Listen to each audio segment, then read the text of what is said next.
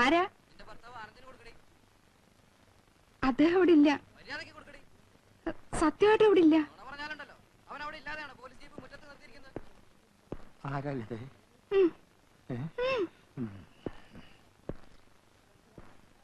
Sub inspector Anandan speaking.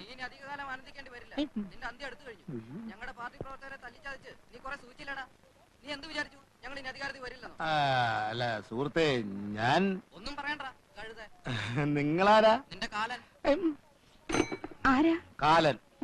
എന്താ കാലൻ? ഇന്നലെ വിളിച്ച് ഇതുപോലെ തെറി പറഞ്ഞ് വേറൊരു ശബ്ദ. അതെ, അത് വേറെ കാലനായിരിക്കും.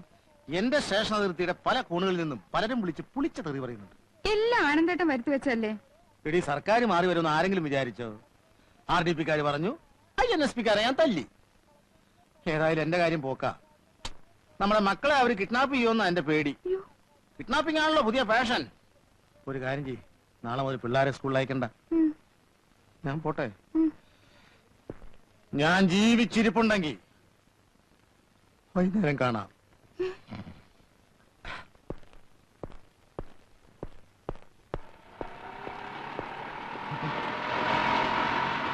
അയ്യോ, ഗുണ്ടകള് വരുന്നു. ഗുണ്ടകള്.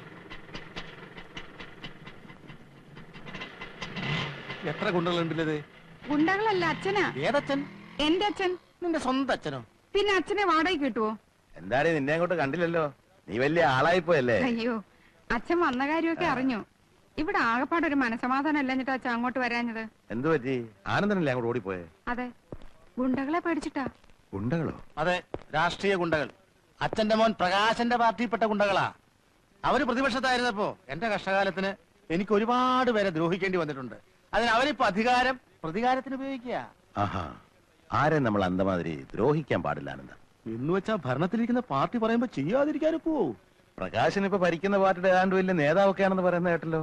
എന്ത് നേതാവ്? അല്ലാതെ ഒരു ഞാഞ്ഞൂള് വിചാരിച്ചാലും തടി രക്ഷപ്പെടുത്താൻ പറ്റുവേ.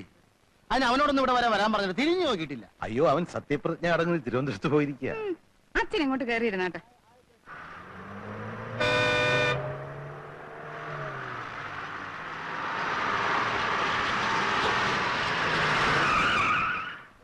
ഒന്ന് മാറി അലമ്പുണ്ടാക്കല്ലേ തിരക്കുണ്ടാക്കല്ലേ.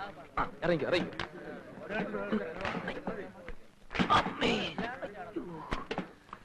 ഒന്നുകൂടി ലോറിയുടെ കാര്യം നമുക്ക് വൈകുന്നേരം സെറ്റിൽ ചെയ്യാം.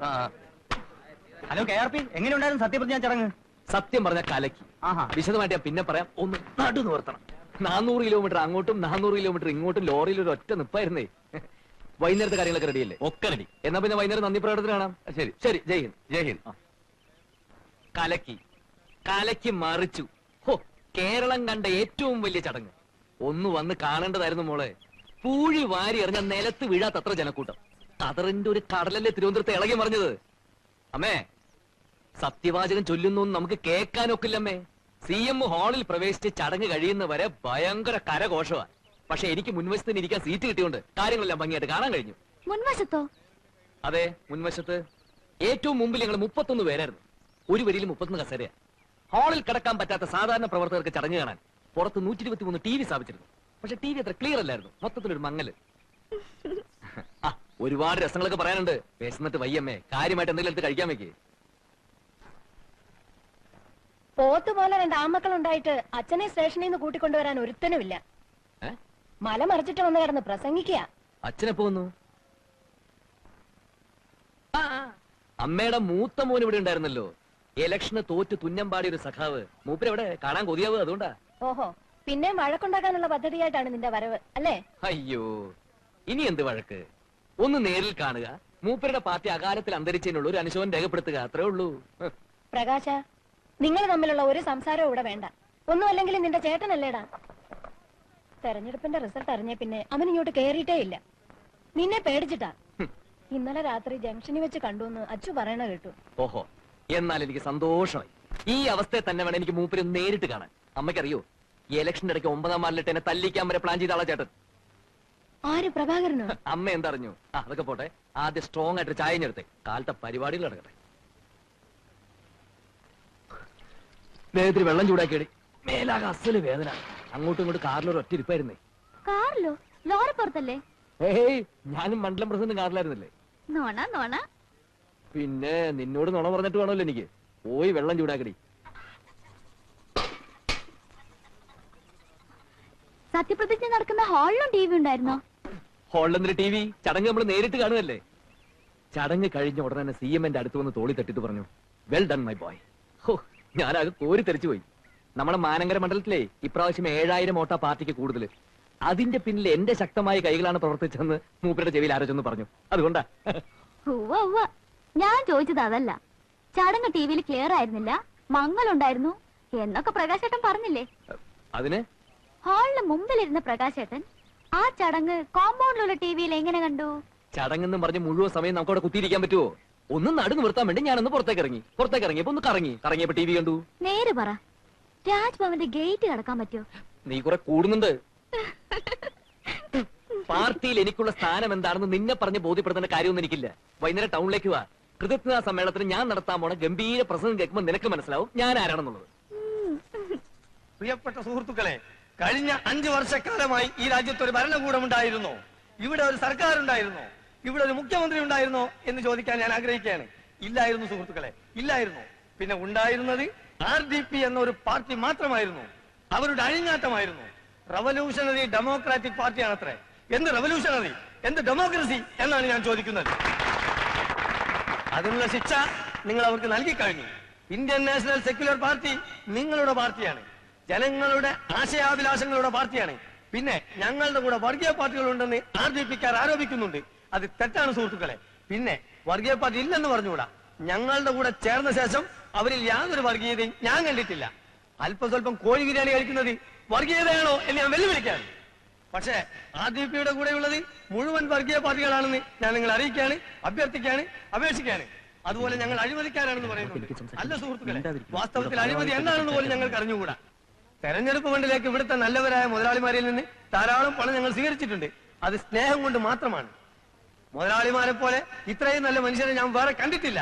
ആ പാവപ്പെട്ട മുതലാളിമാരെ ചീത്ത വിളിക്കുന്ന കേട്ടിട്ട് പലപ്പോഴും എനിക്ക് കരച്ചിൽ വന്നിട്ടുണ്ട്. പാവം മുതലാളിമാർ. എല്ലാത്തിനുള്ള ശിക്ഷ അവർക്ക് കിട്ടിക്കഴിഞ്ഞു. ഈ മാനങ്കര മണ്ഡലത്തിൽ ചില RDP കോമാളികൾ ഒരു പ്രഖ്യാപനം നടത്തിയിരുന്നു സുഹൃത്തുക്കളെ. ഈ തെരഞ്ഞെടുപ്പിൽ INSP ജയിക്കുകയാണെങ്കിൽ അവരവരുടെ പാതി മീശെടുത്ത് കവലയിലൂടെ നടക്കുമെന്ന് ഞാൻ അവരെ ക്ഷണിക്കുകയാണ്. നാണവും മാനവും ഉളുപ്പും അല്പമെങ്കിലും തീണ്ടിയിട്ടുണ്ടെങ്കിൽ, വാക്കിന് വിലയുണ്ടെങ്കിൽ ഇങ്ങോട്ട് വരൂ, മീശ എടുക്കൂ, എടുക്കണ മീശ എന്ന് ഞാൻ ആജ്ഞാപിക്കുകയാണ്, അഭ്യർത്ഥിക്കുകയാണ്, അപേക്ഷിക്കുകയാണ്.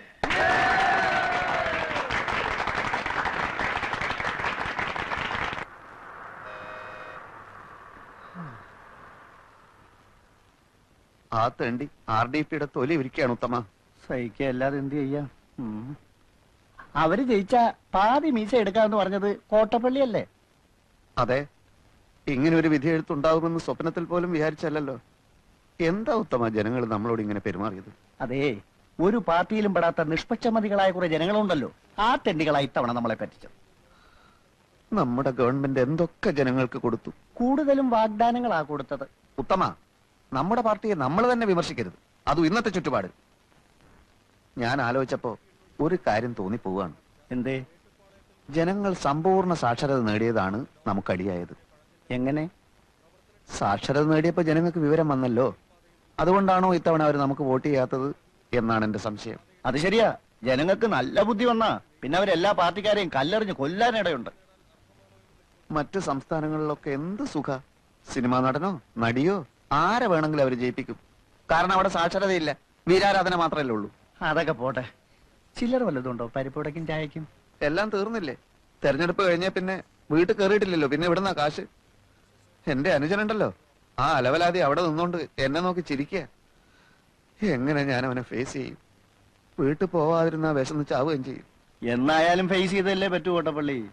അതെ, തെരഞ്ഞെടുപ്പിൽ എന്തായാലും ജയിക്കുമെന്ന് വിചാരിച്ച് ഞാൻ പല വെല്ലുവിളികളും നടത്തിയതാ. ആകെ അബദ്ധമായി.